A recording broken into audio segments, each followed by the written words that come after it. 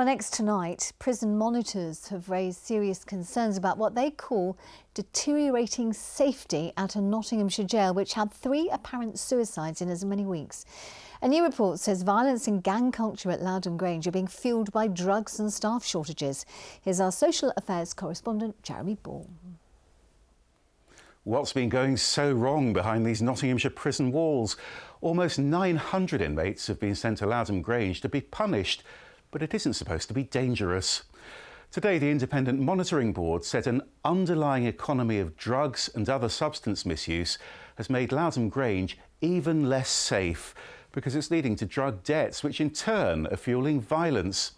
Improvised weapons were discovered 169 times last year. Some of those finds involved several weapons. Some were hidden in scaffolding outside cell windows.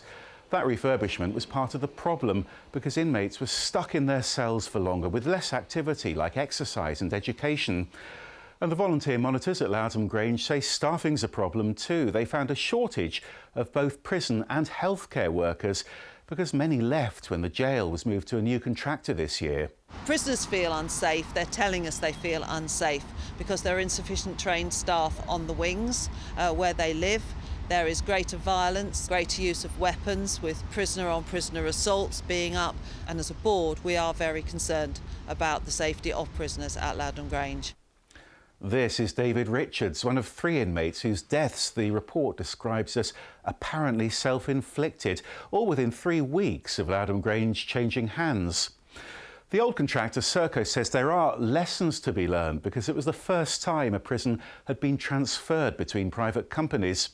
And the new contractor, Sodexo, says it's now delivering the changes agreed in its contract.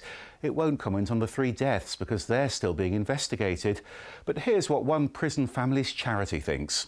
What the report does show us in very stark terms is the fact that private providers like Sodexo or Serco before them, who are profiting, literally making millions from running these prisons, are just not capable of running them safely. The thing that families say to us time and time again is we don't want another family to go through this. Now we have 3 families who are going to go through this awful process.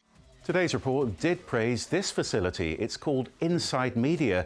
It's where inmates make videos for their children, including bedtime stories. That's now piping education films into cells at Lowdham Grange. But the jail's monitors say that's not nearly enough, and they're calling for action, better education, better rehabilitation, and a prison that's much more safe.